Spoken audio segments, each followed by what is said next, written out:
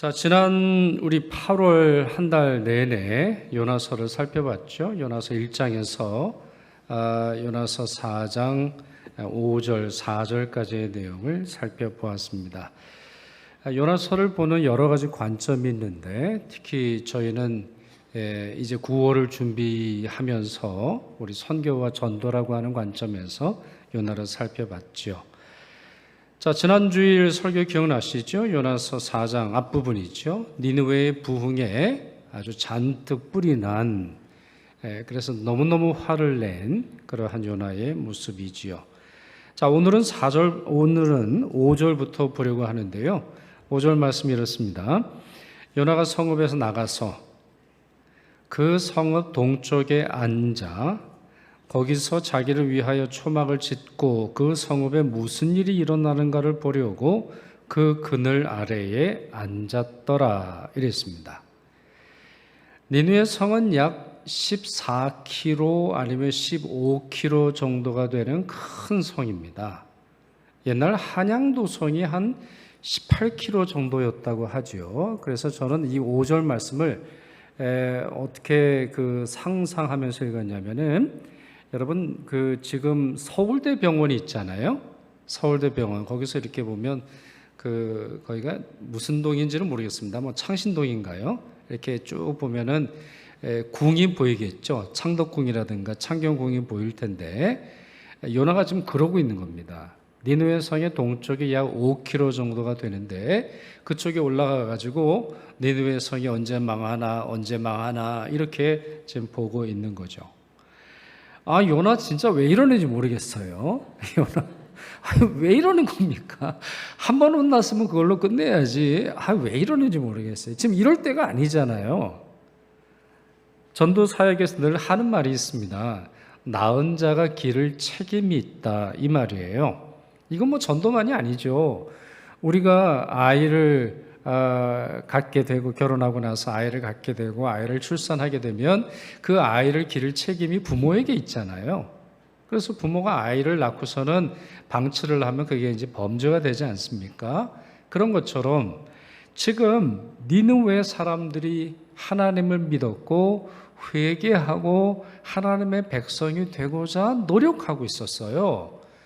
단 하루만 말씀을 전했음에도 불구하고 이와 같이 큰 부흥의 역사가 있었다면 요나가 그 성 안에 머무르면서 더 열심으로 복음을 전하고 더 온전한 메시지를 전하면 그 부흥은 얼마나 더 커지겠습니까?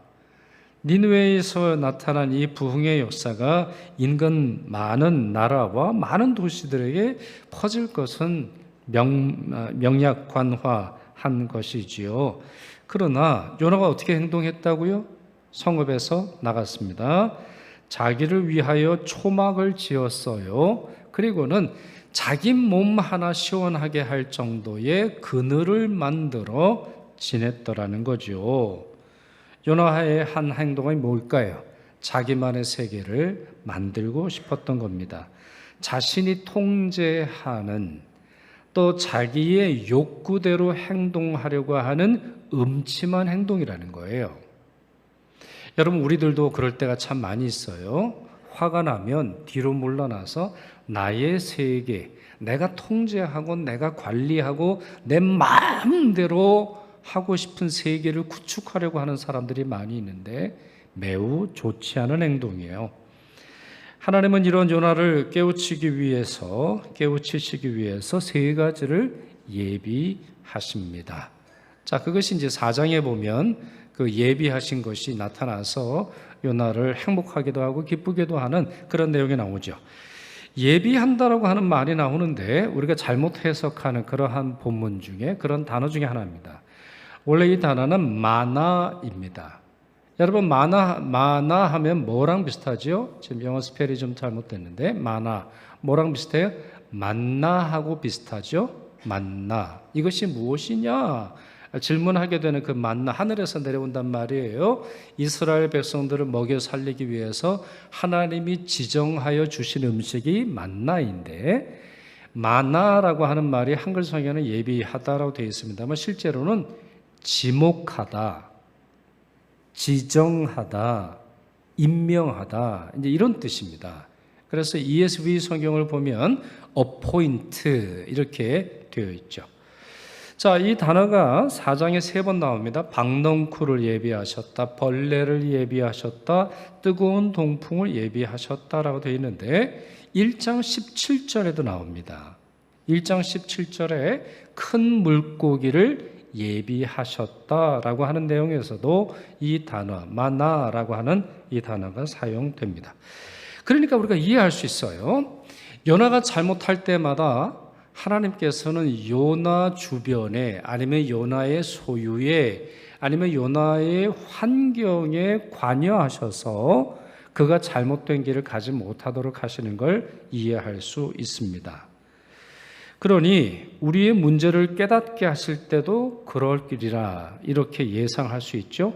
우리의 소유를 가져가신다거나 아니면 우리의 처한 상황을 통해서 우리에게 메시지를 주시는, 우리로 하여금 알아차리도록 하시는, 우리로 하여금 식별하도록 하시는, 우리로 하여금 하나님의 뜻을 이해할 수 있도록 하는 그러한 하나님의 방법이 있다라고 하는 것이죠. 하나님이 처음 예비하신 것이 박넝쿨입니다. 5절 하반 6절 하반절을 보시면 이 박넝쿨이 그에게 그늘을 만들어 주었습니다. 그 말씀 보실까요? 6절 하반절입니다. 이는 그의 머리를 위하여 그늘이 지게 하며 그의 괴로움을 면하게 하려 하심이었더라. 요나가 박넝쿨로 말미암아 크게 기뻐하였더니, 이러한 말씀이 나옵니다. 요나서 전체, 요나서 1장에서 요나서 4장까지 요나가 기뻐했다라고 하는 말은 딱 여기 한 군데입니다. 그것도 지금 크게 기뻐했다라고 되어 있는데 요나는 하나님의 사명에 기뻐하지 않았어요. 요나는 니느웨의 부흥에 기뻐하지 않았습니다. 요나는 자신에게 다시 사명을 주신 그 하나님의 기회에 대해서 기뻐하지 않았어요. 오직 하나님이 나를 위해서 일할 때만 기뻐했어요. 하나님이 나를 위해서 축복하실 때만, 하나님이 나를 도와주실 때만, 하나님이 내 뜨거운 환경을 벗어날 수 있도록 그늘을 만들어 주실 때만 기뻐했어요. 하나님이 오직 나 중심으로 돌아가실 때만 기뻐했다라고 하는 거예요. 얼마나 이기적인지 우리가 쉽게 이해할 수 있는데, 우리가 여기서 하나의 지혜를 또 배워볼 수 있습니다. 그것은 요나의 실체가 어떤 사람이라고 하는 것을 그의 기쁨을 통해 확인할 수 있는 거죠. 자, 다른 원리 말씀을 좀 드려볼까요? 여러분, 어떤 사람이 경건한 사람인지, 아니면 세속에 물든 사람인지, 어떤 사람이 정말 하나님만을 섬기고 있는 건지, 하나님을 이용을 해서 자기의 이속을 챙기려고 하는 건지 알고 싶다면 그 사람이 뭘로 인해 기뻐하는지, 뭘로 인해 슬퍼하는지를 보면 이해할 수 있습니다. 예를 들어 보면 하나님의 사람들은 하나님의 말씀을 즐거워하지요. 하나님의 사람들은 진리 안에서 행하는 것을 기뻐합니다. 시편 119편입니다.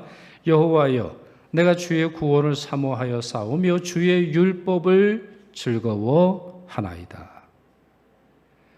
하나님의 사람들은, 하나님을 믿는 사람들은, 하나님을 신뢰하는 사람들은, 하나님의 종들은 하나님의 율법을 즐거워합니다. 하나님의 말씀이 때로는 가혹하게 느껴지기도 하고 너무 무거운 짐처럼 느껴지기도 하지만 그 말씀이 주어질 때 즐거워합니다.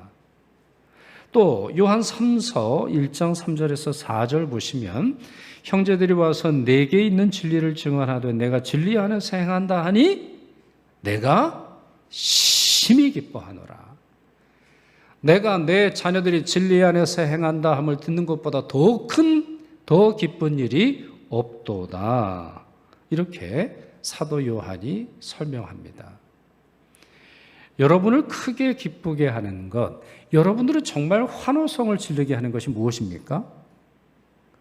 아이들이 좋은 대학을 갈 때의 그 기쁨만큼 하나님께서 여러분에게 주신 그 말씀에 대해 기뻐하고 있습니까? 여러분들이 승진하시고 여러분들의 월급이 늘고 여러분들이 세상에서 상을 받고 사람들이 여러분들을 향해 박수를 쳐줄 때 기뻐하시는 것만큼 진리 안에서 행할 때 하나님의 진리 안에 머물 뿐만 아니라 그 진리대로 살아갈 때에 그 기쁨을 더 크게 느끼십니까? 반면에 우매한 자들도 기뻐합니다. 우매한 사람들, 어리석은 사람들, 하나님의 모르는 사람들도 크게 기뻐합니다. 그러나 그들의 기쁨은 무엇이지요? 불에 타 없어질 헛된 것에 즐거워하는 것이지요. 전도서 7장 6절입니다. 우매한 자들의 웃음소리는 손 밑에서 가시나무가 타는 소리 같으니 이것도 헛되니라. 성도들만 웃고 사는 게 아닙니다. 크리스천들만 행복한 게 아니에요. 세상 사람들도 잘 살아요. 세상 사람들도 기뻐하며 살아가고 있으며 교회를 다니지만 하나님을 모르는 사람들도 기뻐할 수 있어요. 그러나 그 기쁨은 뭐라고요? 손 밑에서 가시나무가 타는 소리 같다. 펑펑 터지는 거죠. 자기에게 진짜 유익이 되는지도 알지 못하고 기뻐하는 그러한 사람들이 너무나 많다는 것입니다. 그렇습니다. 기쁨이라고 다 같은 기쁨이 아니라는 겁니다. 어떤 기쁨은 그 사람의 신앙과 경건함을 드러내는 기쁨이고 어떤 기쁨은 자신의 우매함을 드러낼 뿐인데요. 바로 요나의 기쁨이 후자에 해당된다는 거예요. 그는 기뻐합니다. 하나님이 자기를 위해서 일할 때는 기뻐하지만 그것이 그의 오만함과 자기 중심성, 이기적인 욕구를 드러내고 있다고 하는 것이죠. 이튿날입니다. 자, 이와 같이 박농쿨이 만들어져서 하나님께서 보내셔서 시원하게 된 그 다음 날이에요. 며칠이 아닙니다. 몇 주가 지난 게 아닙니다. 상당히 오랜 기간이 지난 게 아닙니다. 박농쿨이 시원하게 하던 그 다음 날 새벽입니다.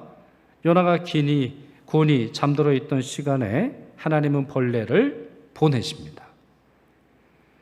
하나님은 우리를 기뻐하시도록 하는 것도 보내실 뿐만 아니라 우리의 기쁨을 가져가기도 하십니다. 그 이유는 잘 알 수 없지만 그것이 하나님의 방법입니다. 자, 이 벌레가 와가지고는 넝쿨을 갉아먹었지요. 그리고는 뜨거운 동풍도 예비하셔서 너무 뜨거워 견딜 수 없는 지경에 이르도록 하셨습니다. 이 정도 되면 사실 알아차려야 됩니다. 자기가 지옥에 있다는 걸. 자기가 지옥에 있다는 걸 알아차려야 됩니다. 니느웨 성이 지옥처럼 변할 걸 기다리는 자기의 마음이 지옥이라는 걸.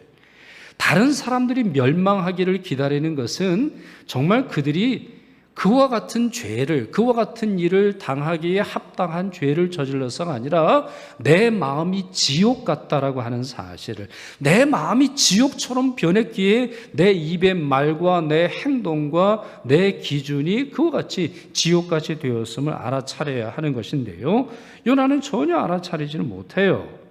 그래서 요나가 스스로 죽기를 구하여 이르되 사는 것보다 죽는 것이 내게 나으니이다, 이렇게 탄식하게 됩니다. 하루아침에 상황이 바뀌었습니다. 그런 상황에 요나의 기쁨은 산산조각나고 슬픔과 탄식만 남게 되었습니다. 성경에서 최고의 삶을 살았던 사람, 또 성경에서 그 믿음에 있어서 최고의 삶을 살았던 사람은 다윗입니다. 그가 거의 죽을 병에 걸렸을 때 쓴 시편이 39편입니다. 여러분 기억해 두세요. 시편 39편은 이 다윗이 거의 죽어갈 때 쓰여진 시편인데, 따라서 여러분이나 여러분 가족이 그와 같은 상황에 꼭 필요한 시편입니다. 아직은 여러분 젊으셔서 이 시편을 가지고 기도하실 그런 기회가 많지 않으시겠습니다만, 자기의 생명이 얼마 남지 않았을 때 다윗이 절박한 마음에 기도하는 내용이 나와요. 자, 4절에서 6절까지를 보시면 다윗이 이렇게 기도했습니다. 여호와여, 나의 종말과 연한이 언제까지인지 알게 하사. 무슨 말이에요? 하나님 내가 언제 죽은 내 이제 생명이 얼마나 남았는지 좀 알게 해주세요. 내가 나의 연약함을 알게 하소서. 남은 시간 교만하게 살지 않게 해주세요. 남아있는 며칠 동안만이라도 내가 얼마나 연약한 존재라고 하는 사실을 인정하고 살게 해주세요. 그렇게 말하면서 그 다음 뭐라고 말하냐면 주께서 나의 날을 한 뼘 길이만큼 되게 하심에 나의 일생이 주 앞에는 없는 것 같사오니 사람은 그가 든든히 서 있는 때에도 진실로 모두가 허사뿐이니이다.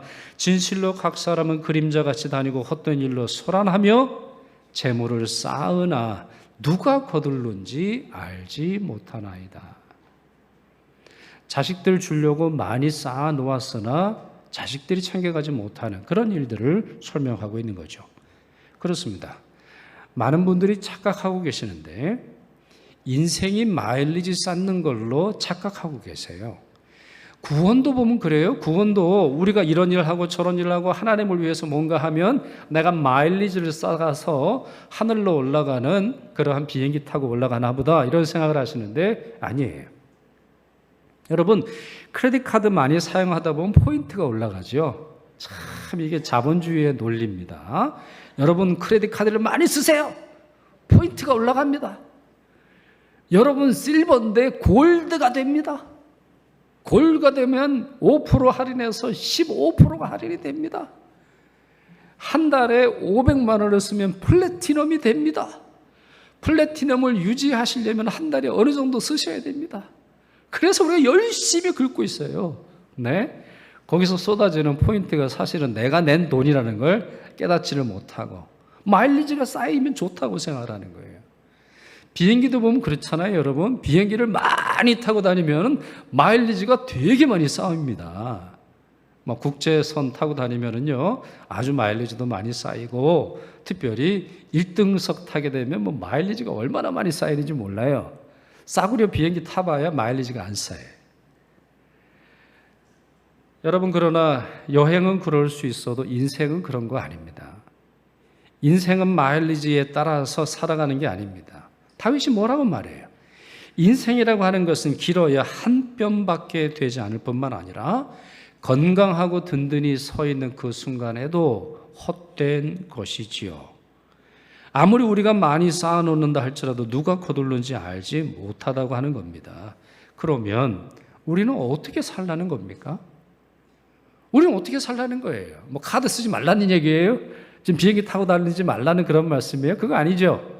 자, 다윗의 말을 한번 들어보세요. 다윗이 그 다음 절에서 지혜롭게 이렇게 대답합니다. 시편 39편 7절 같이 있습니다.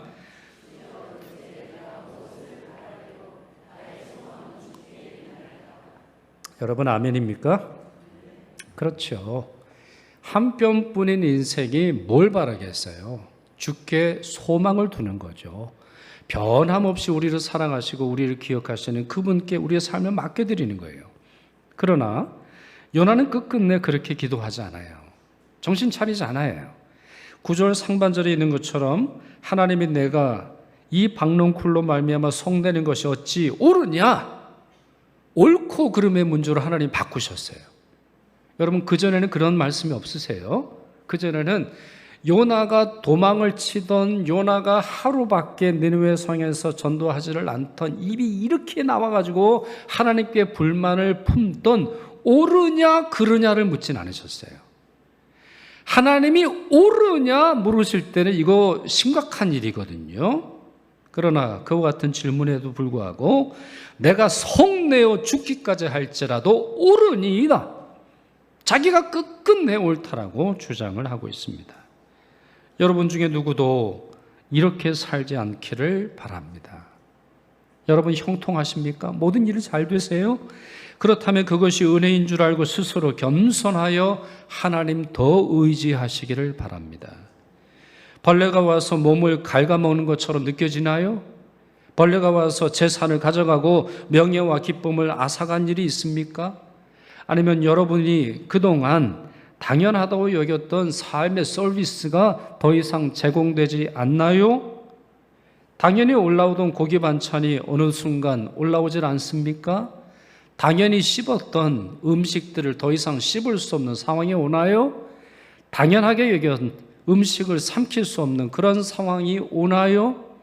그럴 때도 그것이 은혜인 줄 알고 오히려 하나님께 더 소망을 두시는 여러분 되시기를 바랍니다. 사라진 넝쿨로 괴로워하던 요나에게 하나님이 이렇게 말씀하세요. 자, 이것이 요나서의 주제이고 결론이고 하이라이트입니다. 여호와께서 이르시되 내가 수고도 아니하였고 재배도 아니하였고 하룻밤에 났다가 하룻밤에 말라버린 이 박넝쿨을 그렇게 아꼈거든. 사실 요나가 한 일은 아무것도 없잖아요. 요나가 뭐 했어요? 자기가 화내고 자기가 죽겠다고 그러고 자기가 초막 찍고 그 뜨거운 데 가가지고 아니 왜 거기 있는 겁니까? 아니 더우면 내려오면 되잖아요. 아니 더우면 에어컨이 있는 니느웨로 오면 되는 거 아니에요. 자기 고집으로 다 문제를 일으켜 놓고 하나님께서 박넝쿨을 보내주신 그것도 감사하지 않으면서 그 박넝쿨이 부들부들 떨면서 아꼈거든. 자기가 아무것도 한 게 아님에도 불구하고 그 박넝쿨이 너무 아까워가지고 죽겠다고 결심을 하거든. 하물며 이 큰 성읍 니느웨에는 좌우를 분별하지 못하는 자가 12만여 명이요 가축도 많이 있나니 내가 하나님이에요. 하나님이 어찌 아끼지 아니하겠느냐 이와 같이 질문하십니다. 이 말씀은 요나에게 주는 또 요나에게 주시는 또 요나를 비롯해서 요나서를 읽는 이스라엘 전체 사람들에게 정말 하고 싶으셨던 말씀으로 보입니다. 이 말씀에는 두 가지 메시지가 있어요. 첫째, 하나님은 유대인만 사랑하시는 것이 아니라는 거죠. 하나님은 이미 선택받은 백성만 사랑하시는 것이 아니라는 말이죠. 하나님은 이미 천국이 예비되어 있는 사람들과만 만나고 그들만을 위한 하나님이 되길 원하지 않으신다는 거죠. 이 땅의 모든 사람들과 이 땅의 모든 피조물까지도 우리가 생물이라고 부르든 우리가 무생물이라고 부르든 세상 모든 만물을 정말 아끼신다라는 것과 그들을 구원하고자 원하신다라는 거죠. 디모데전서 2장 4절에서 바울은 하나님은 모든 사람이 구원을 받으며 진리를 아는 데에 이르기를 원하시느니라 이렇게 알려주었습니다. 그리고 로마서 2장 4절에서 혹 내가 하나님의 인자하심이 너를 인도하여 회개하게 하심을 알지 못하여 그의 인자하심과 용납하심과 길이 참으심이 풍성함을 멸시하느냐? 하나님의 자비를 네가 멸시하느냐? 저 사람들 왜 심판 안 하십니까? 저 사람들 왜 가만두십니까? 저 나라 왜 망하게 안 하십니까? 하나님 왜 싹 쓸어버리지 않으십니까? 이와 같은 기도는 하나님의 오래 참으심의 풍성함을 멸시하는 행동이라는 거예요.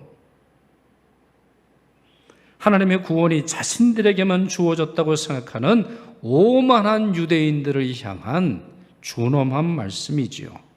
그렇습니다. 하나님은 니느웨 사람들의 수를 세고 계셨습니다. 우리는 뭉뚱그리겠지만 세상에 있는 많은 사람, 이런 식으로 뭉뚱그리겠죠? 서울에 있는 많은 사람, 우리 동네를 사는 많은 사람, 우리 일동에 많은 사람, 녹본동에 많은 사람, 일산에 많은 사람, 이렇게 우리는 추상적이고 대충 넘어가는 숫자로 말하겠지만 하나님은 니느웨 사람들의 수를 세고 계셨습니다. 하나님은 숫자를 세고 계세요. 여러분, 흥미로운 거는 사실 요나서는 번역하기도 어렵고 해석하기도 상당히 어려운 책입니다. 실제로 그 내용이 재밌기도 하고 우리에게 이야기체로 되어 있어서 그렇습니다만, 한 예로 지금 개역 개정 성경에서는 12만여 명이다 이렇게 되어 있습니다만, 공동 번역을 보면 어린이가 12만여 명이다 라는 말씀이 나옵니다. 여러분, 고대 세계에서는 어린아이들의 숫자를 세지 않죠? 고대 세계에서는 여자들의 숫자를 세지 않아요. 고대 세계에서는 종의 숫자를 세지 않습니다. 종은 그저 부속품에 지나지 않는 거예요. 노예는 그저 팔려온 사람이고 그 수를 셀 만한 가치가 없다고 여겼죠. 그러나 하나님은 숫자를 세고 계세요. 하나님은 니느웨 성을 살아가는 부유한 자들의 숫자만 세신 것이 아니라 그곳에서 살아가는 모든 사람들의 숫자를 세고 계세요. 그들이 그 성에서 당하는 여러 가지 아픔과 그들이 하나님을 알지 못하고 죽어갔을 때 당하는 일에 대한 안타까운 마음이 하나님에게 있다라고 하는 것이지요. 달리 말해서 그 한 사람 한 사람, 죄인으로 살아가는 현실에 하나님은 안타까워하고 계셨고 그들 한 사람 한 사람을 구원하고자 원하셨던 것입니다. 둘째로, 지금 이 말씀 10절과 11절의 이 말씀은 하나님께서 요나를 향한 또 다른 기대를 보여주시는데 그것은 요나가 하나님의 마음을 알아주기를 원하신다라는 거죠. 적어도 선지자라면, 적어도 하나님의 말씀을 대언하는 예언자라면 하나님의 마음을 알아들이는, 그 마음에 반응하는 그런 모습을 기대하고 계신다라고 하는 거예요. 여러분, 이것은 우리에게 너무나 중요하고 순종만을 강조했던 우리에게 어쩌면 경종이 되는 그런 말씀일 수 있어요. 바울은 빌립보 교회 교인들로 하여금 그리스도 예수의 마음을 품으라 권면했습니다. 그리스도 예수의 순종도 아니고 그리스도 예수의 행동도 아니고 그리스도 예수의 자리도 아닙니다. 그리스도 예수의 마음을 품으라. 빌립보서 2장 5절이죠. 사도 베드로는 하나님의 생명과 경건에 속한 모든 것을 우리에게 주셨는데 베드로후서 1장 4절 하반절을 보면 이로써 신성한 성품에 참여하는 자가 되게 하려 하셨느니라 말씀합니다. 신성한 성품에 참여하는 자, 신성한 성품을 소유하는 자, 하나님의 거룩한 성품의 맛을 보고 그 성품에 참여하는 자가 되게 하려 하셨느니라 말하고 있습니다. 그렇습니다. 우리에게 필요한 것은 단순한 순종이 아닙니다. 단순히 한두 번 순종하고 끝나는 것이 아니라 하나님의 마음을 이해하고 그 마음을 우리도 품는 것입니다. 저는 11절 말씀을 거듭 묵상하면서 이 말씀은 우리를 향한 질문일 수 있을 것 같은 느낌을 받습니다. 이렇게 말입니다. 응암교회 성도들아, 너희가 너희의 돈, 너희의 시간, 너희의 건강, 내가 은혜로 준 그것을 그렇게 아꼈거든. 하물며 온 땅에, 그리고 너희가 살고 있는 서울에 좌우를 분별하지 못하는 수많은 자와 육축을 내가 아끼는 것이 합당하지 않겠느냐. 내가 아끼는 사람들을 구원하기 위해 나와 함께 해보지 않겠느냐. 이렇게 말합니다. 이 부름에 아멘으로 응답하시는 여러분 되시기를 바랍니다. 여러분이 사랑하는 것을 아끼는 것만큼 여러분들이 정말 아끼고 여러분들을 웃게 하고 여러분들을 기쁘게 하는 그것을 아끼고 사랑하는 것만큼 하나님의 사람들을 아끼시고 하나님의 사람들을 사랑하십시오. 그리고 서울과 은평구와 여러분들이 계신 지역의 사람들을 사랑하십시오. 그들을 향한 하나님의 마음을 품으십시오. 아직 예수 그리스도를 알지 못하고 살아가는 그들을 향한 하나님의 안타까움을 품으시고, 그리고 나서 버스를 타시고, 그리고 나서 전철을 타시고, 그런 마음으로 운전을 하시고, 그런 마음으로 직장을 가시고, 그런 마음으로 여러분 가게에 찾아오는 손님들을 맞이하십시오. 그들에게 진정한 구주, 그들을 구원할 분이 하나님이라고 하는 사실을 기억하셔서 하나님의 마음으로 살아가는 여러분 되시기를 축원합니다.